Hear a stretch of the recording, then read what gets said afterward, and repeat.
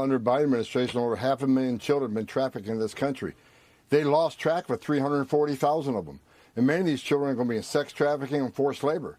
President Trump is committed to finding these children and rescuing these children, because many of them are going to are living a life of hell every day. You know what's heartless is the politicians like Crockett and Castro who covered up the open border, who didn't ever speak up about the children of sex trafficking in this country, didn't speak up about the number of aliens that are dying crossing the border. While you and I are talking right now, women are being raped by members of the cartels as a part of the fever crossing that border. A child will die tonight on the southern border. That's heartless. And all these people are cowards, because for 4 years they didn't say anything. They didn't push back on the administration. They didn't talk about the open borders, how many Americans and migrants were dying. They didn't talk about the sex trafficking. They're heartless. President Trump is committed to secure the border and save lives. We're going to find these children. We're going to save these children. And we're going to run a deportation operation. We'll get rid of Tren de Agua that killed so many young ladies in this country. We're going to get rid of criminals. We're going to get rid of gang members. We're going to make this country safe again. President Trump's going to make this country safe again. We're going to make the border great again. We're going to make this country great again. So they can call me all the names they want. Tom Homan isn't going anywhere. Tom Homan isn't shutting up. Tom Homan's going to do this job, because I committed to President Trump. We're going to do the best thing we can for America, and that's secure border. Secure border saves lives. The political left love to deny the negative outcomes of illegal immigration, mass migration, and I think this video is what I'm kind of hone in on. What is especially disturbing about the political left is that they seem to have no sense of the tragedy of the human condition, which is what Tom Homan just pointed out about the human trafficking, the children going missing, 300,000 children going missing over the border, right? The fact that Joe Biden loose border policy allowed a man that was deported in 2018 to come back into the country and set a woman on fire before Biden left office. Make it make sense. Instead, they tend to see problems of the world as due to other people not being as wise and as noble as themselves. And this is where the criticism from Crockett makes no damn sense, right? Chuck Schumer, right? And this is where I talk about a lot of this stuff about the illegal immigrants and mass migration. It's all about politics. The Democratic Party are themselves first. The Democrat first, America last. Chuck Schumer says, why should Americans be responsible for paying $5 billion to fund the wall? But Americans are currently responsible to pay $155 billion. So Chuck Schumer, Democratic senator, will cause criticisms for wanting to spend $5 billion to fund a wall that will deter more illegals and more mass migration into our country. But he has no problem with us spending damn near what? 100 times, not 100 times, like 25 times that amount, but to keep illegals in this country that we're taking care of better than our own citizens. The only way you can justify why Chuck Schumer doesn't have a problem with us spending $155 billion to keep illegals into this country, but he'll complain about $5 billion to build the wall, is because of politics. I keep beating this point with a dead horse, but Democrats benefit from illegal migration. It increased their census numbers, which is more electoral votes. They're trying to put steps in to allow illegals to vote in their districts, in their state. They vote against any bill that will require any reform on the census, for the census to only count American citizens. Democrats unilaterally will vote against those bills because they benefit politically from illegal immigrants. And if illegal immigrants are given the ability to vote, bound of probabilities, the odds are in the Democrats' favor that majority of these illegals will vote for Democrats. Politically, it's all about politics here. So when they sit here trying to grandstand about the sympathy they have for people, it's asinine almost. And I want to give a segment to give more information about the visa segment and why that big tech seems to be so adamant about the H-1B1. Before Donald Trump, there was a handshake agreement between both parties to erase our national borders, to import millions and millions of low-wage, cheap labor, and to export and offshore manufacturing, good, middle class jobs, to build up the middle class of China and Mexico. Now, the working class said, no, we will not cheer as you sell off our children's futures. And they elected Donald Trump to say no to that. And what did the left do? The left immediately started to call them racist. You are a racist if you oppose the selling out of your children's future for the enrichment of the leftist elites. Now what we are seeing is the exact same thing, but it's coming from people who claim to be part of the MAGA movement. Elon Musk, Vivek Ramaswamy, calling American workers lazy and stupid and anti-Indian racists of all things, because they are saying no to the selling out of the future of their children. And it is so dispiriting to see this coming from the so-called right. And I think you nailed it, Rachel. These people do not believe in national borders. They don't know what a nation is. They don't know what it means to feel a sense of obligation, not just to our fellow Americans because they are our fellow Americans, but to people who have less than you. What happened to noblesse oblige? Elon Musk, you are the richest man in the world. You can't have a little bit of respect for the country and the people in it and the working class of the nation that gave you that privilege. You have no respect for the God who gave you that privilege. It is so utterly infuriating. And I'm so grateful to you and to Patriot Steve Bannon, our national hero, for towing the line and holding the line on this and saying, no, we will not sit here and cheer as they take good jobs away from Americans and give them to other people. I am in perfect agreement. Like, these people, like, when you're this billionaire class, you're not tied to kind of like national like alignment with the country you're in. You're just like, I can live anywhere. Like, if I go to Spain, it's going to be similar living because you're around this small cohort of people. And this is where I think there's some like out of touchness. And I'm not trying to make a classist argument because I don't believe in classism. I believe wealthy people do have some ties to America, but the benefits of the H-1B1, and I think why many people are against the H-1B1, actually, they want restrictions on the H-1B1. And anyone who's trying to make it a race issue really is just trying to distract from the issue that many people are pointing out, is that end of the day, we're enriching someone's middle class. When we send these jobs in foreign soil, we enrich the middle class of other people. Just like Joe Biden sending $2.5 billion of our taxpayer money to Ukraine for a war they have no chance of actually winning. What sets a lot of people off about the H-1B1 kind of debate is that people who benefit from the H-1B1 weighing in and kind of being proof of the mentality that people say that people who comes across H-1B1, they don't want to assimilate. They all want to come over here to take advantage of what we have here. And I think this is kind of the sentiment that I forgot her name. I always mess up her name. That the commenter, the segment was highlighting was this mentality that a lot of H-1B1s have. We move to America not out of loyalty or love, but because they want to make more money, pay lower taxes, and have better weather. Oh, and you're all racist too if you bring criticisms or you highlight this mentality that a lot of H-1B1s may or may not have. This entitlement and smugness is why Americans' attitudes towards all form of immigration have shifted. This is a balanced, nuanced take. Now, this is not racist. This is not, because who he's criticizing is Michaela Peterson. Michaela Peterson, last time I checked, isn't a person of color per se, right? But here's how she reacted to his framing of this. If your family fled your own country like 5 minutes ago, might not be a good time to wag fingers at the people who just won the popular vote. Why don't you and your dad go help Pierre win in Canada rather than make mid-wits takes about my country, right? There's no allegiance. This is where the nationalist in me starts coming out. Like, yo, it's like being a nationalist is like being from a family. You would not take kindly for people criticizing your family. This is how I believe many people in this H-1B1 debate is taking criticism about the country.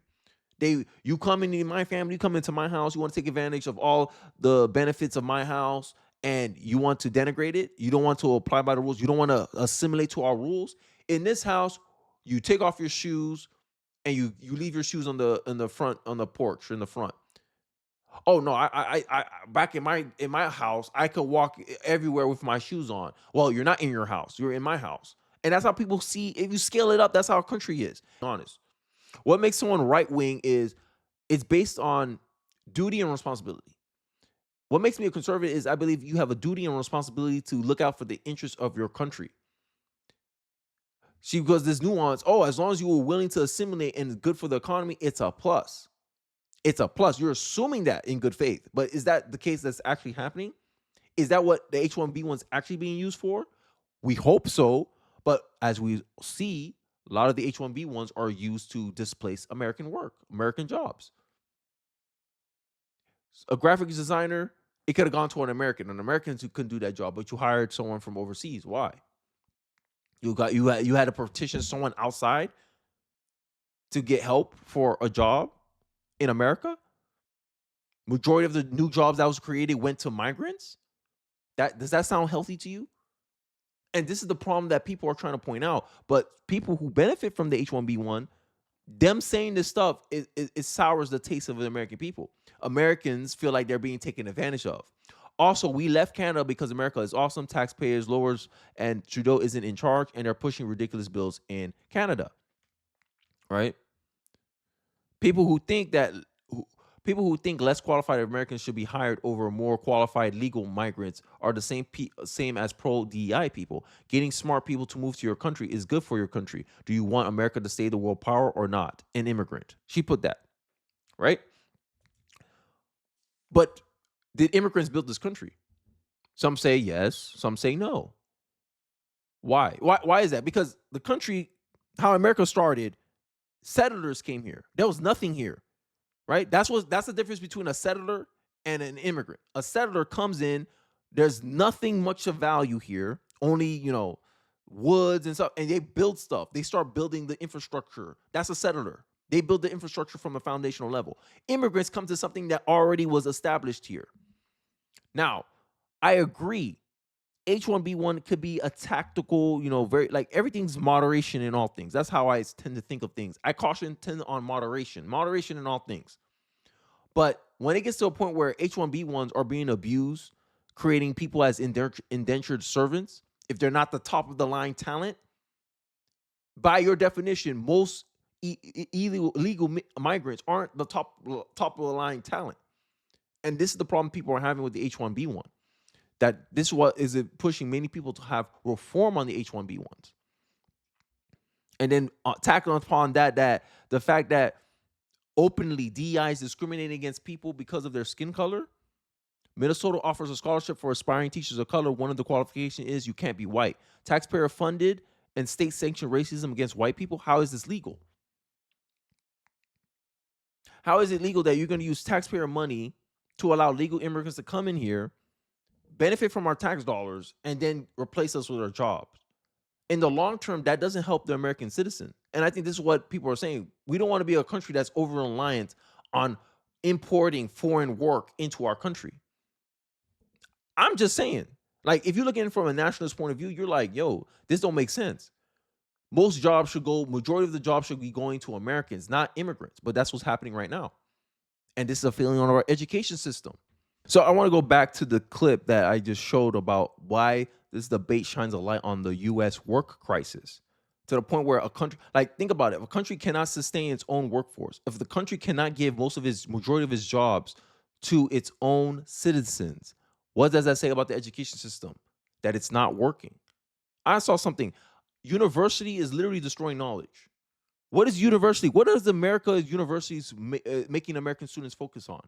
They're making American students focus on activism. Disappointing.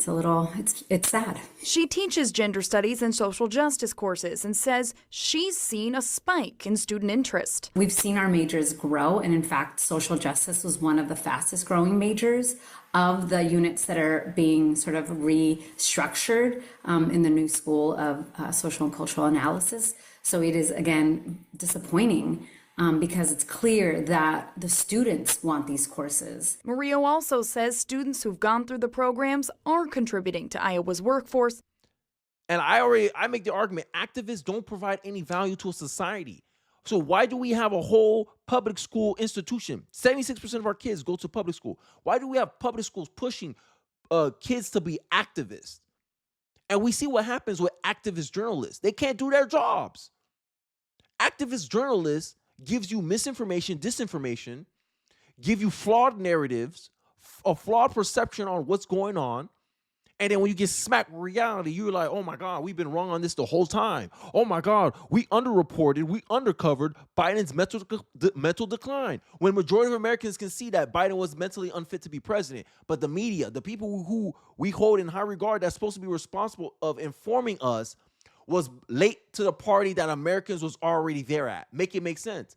Activism has not destroyed, but it's significantly impacted and harmed the U.S. American workforce because our education system teaches our young kids to be activists, to cause problems in corporate America, to get corporate America to be like, we need to care about DEI, we need to care about climate change.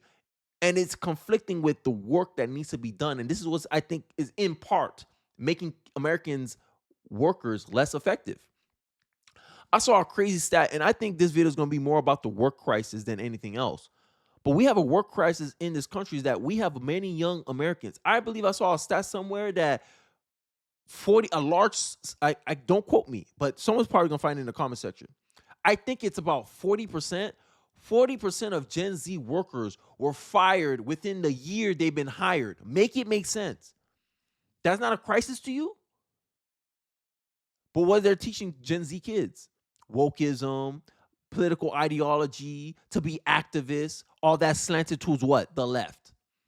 I'm so grateful to you and to Patriot Steve Bannon, our national hero, for towing the line and holding the line on this and saying, no, we will not sit here and cheer as they take good jobs away from Americans and give them to other people. And so what is the answer? I mean, I think about this. If we keep importing foreign labor to meet this, demand, if we keep, as you said, driving the wages down, we don't really get to the root of the problem. If Vivek is right that we need more people, which I'm not entirely convinced that is the case.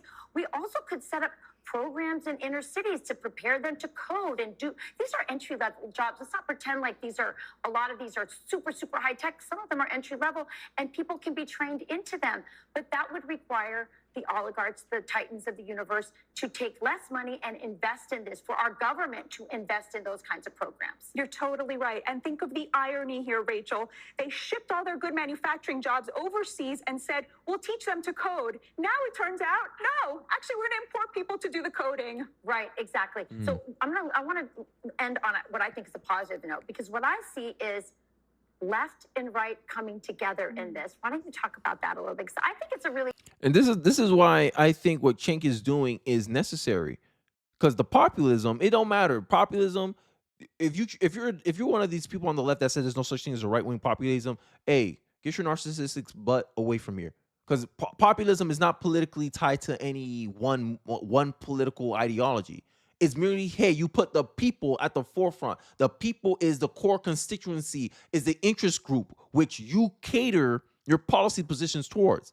And I think this is one kind of engagement that the left and the right should come together on, and saying, hey, look, the government should be looking out for the interests of the people that it's governing. You want the people to put you in power, but then you want to do things with your governmental power to help people who didn't vote for you, didn't pay taxes until they got here, at the expense of, make it make sense. And this is why you get the replacement theory. And this is why I said replacement theory isn't about ethnicity. Replacement theory always and always will be about nationality. People will get mad if a black American gets replaced by a black immigrant. Hands down. And this is where I say that, Americans, you all align on the fact that you were here already in this country. You made the country what it is today, to the point where people wants to come here. But the trade-off with mass migration is, if you get too much mass migration, it will ruin a country. You adopt values of other cultures that will change the landscape of your country, and it may be for the worse. And this is why America First is such a, I say, middle of the road centrist movement, is that people are done with being used as pawns to benefit some bureaucracy that's in our government. It's time that we're trying to force the bureaucracy to work for the American people. And you see they're fighting. RFK wants to make food healthier. big pharma, big food, all these medical institutions, these medical doctors, they're all coming out and saying, no, you don't need to reform nothing. But we're like, yo, look at the outcomes. How is majority of all these insurance claims, all these America being the most obese country, how is it possible when we're supposed to be the richest? How we got here? How come Europe is doing something differently than we are, and they have a higher life expectancy than we do? You got to answer these questions. If everything was working according to plan, no one will be going against status quo, because status quo will be working for majority of people. But majority of people are realizing that status quo isn't working for them. And I think this is one of the reasons why Trump won. But they don't want to look at it. I don't know why. Because they benefit. There's conflict of interest when it comes to big food, big pharma. Conflicts of interest. I digress, though. Really positive thing. Oh, absolutely. I mean, this moment revealed that the divide in this country is not left versus right, and it's certainly not, God forbid, racial. It is the multiracial, multi-ethnic working class coalition coming together and taking on the oligarchs, both the over-credentialed college elites and the oligarchs of Silicon Valley, and saying we're going to stand together. Black, white, Hispanic, Jewish, Asian, working class Americans are going to stand together for the future of their children. Yeah, I'm really glad that you came, and Yeah, people who trying to say it's racist, like what Michaela Peterson tried to do, it's a distraction, really. Because I hear Black Americans say this all the time. Whenever I put out the stat, like whenever I throw in FBA's faces that Black immigrants have a higher average income than African Americans, they'll say that's a problem. And I go, well, you guys ain't competing at the same level as Black immigrants. Black immigrants come in here over this and they're like, yo, you got all these resources, you have all these opportunities, and you're not taking advantage of it because you're scared and timid. Oh, and you let your parents crippled your mentality. That's my argument. The problem is that there's no cultural investment in to improving the American education system. And when there is tries to reform it, Democrats scream, oh my God, Republicans don't want kids to learn how to read. But kids don't know how to read right now. Look at the outcomes. That's all I ask. I'm very solution oriented. Look at the outcomes. Are the outcomes we're getting good? No. That means we need to change something. Throwing more money in education is not improving education. We did that already. And it's a real problem. And this is what's causing the work crisis that we have right now that's justifying all this. We need a lot more H-1B1s. We need a lot of immigrants to do these jobs because Americans can't do the job or don't want to do the job. This is where the narrative comes from. But they don't want to look at how the college system, how the education system is putting this activist mentality that's coming from the left, that's come from Marxism, that comes from socialism. You let leftists take over the education system and you wonder why we're producing lazy, entitled workers, from the words of Vivek. I'm telling you the root cause of the problem. I'm telling you what's causing the work crisis, our education system. And this is why I was a big favor of dismantling the Department of Education, because you can't reward a system. You can't reward a product that is worse the more money you invest in it. That makes no damn sense. $800 billion just to get what? Only 30% of our kids that attend public school to read at a proficient grade level? That don't sound like a marker of success to me. Every metric you judge the Department of Education, it fails. But then you get people who get mad at parents like me who wants to homeschool our kids. Make it make sense. But I digress. I would like to hear your thoughts in the comment section below about the whole border issue, mass migration. I would like to hear your thoughts on this whole issue. Let me know your thoughts in the comment section below. Don't forget to like, comment, subscribe. I appreciate you guys watching to the end of the video. And I'll catch you guys on the next one. Peace.